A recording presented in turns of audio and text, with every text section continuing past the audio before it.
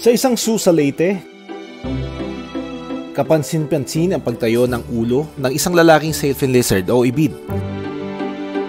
Maya-maya pa, naglakad ito papalapit sa babaeng ibid.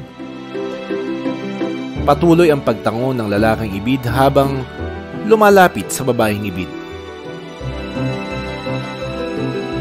Courting o panunuyo ang tawag sa ganitong behavior ng mga ibid. Maya-maya pa, ang lalaking ibid kusang lumayo sa babaeng ibid.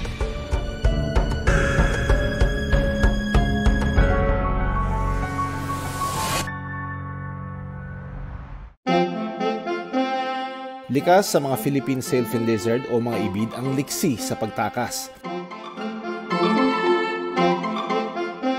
Mayroon silang mahabang buntot o matutulis na kuko. Pero sa lugar na ito, para silang kaibigan ng mga tao. Bago pa itayo ang zoo, nauna raw ang mga ibid sa lugar. Ano bang itsura nito dati? May swampy area ba yan? Yes, sir. Ito yung ginagawa ng swimming pool. Itong yung swamp. The whole area, the swamp talaga yan. Tinabunan yung lupa para maging stable siya, no? Parang kagubatan to dati. Napapansin namin yung mga tao, hindi sila takot sa mga ibid eh. The same is true with the ibid. Hindi rin sila parang takot sa tao. Kailan nagsimula yan? Hindi naman sila ginagalaw na itinataboy, ganun. Parang yung tao is nakihalubilo. Dahil sa magandang relasyon ng mga tao at mga ibid sa lugar na ito, pinapayagan daw nila ang mga turista na abutan ng pagkain ang mga ibid. For as long as hindi nakakahilo. Kasi sila naman yung mga ibid naman kasi, kung ano yung kinakain nila, choice din naman nila yun. Oo, kasi pag hindi nila gusto yung ibinibigay sa kanila na pagkain, hindi nila naman nila kakainin. Ang mga ibid na pinaniniwalaan nating mababagsik, kabaliktaran naman ng hawak kong ibid dito sa zoo. Pero sa kabila ng pagiging kalmado, kailangan pa rin mag-ingat sa paghahawak dito dahil pwedeng maputol ang kanilang buntot. Ito yung characteristic na features ng species na ito. Yung male, kagaya nito, mas malaki yung sailfin, kagaya nito, no?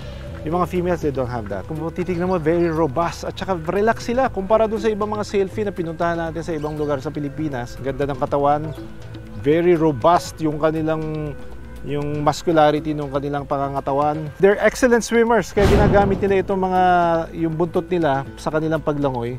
And they're also very good climbers. Sinubukan ko ring suriin ang babaeng ibid.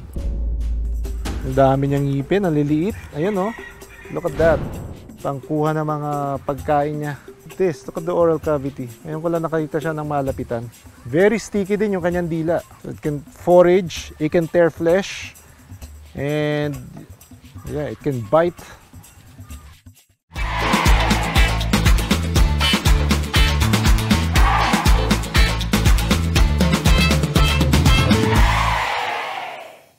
Maraming salamat sa panonood ng Born to be Wild. Para sa iba pang kwento tungkol sa ating kalikasan, mag-subscribe na sa GMA Public Affairs YouTube channel.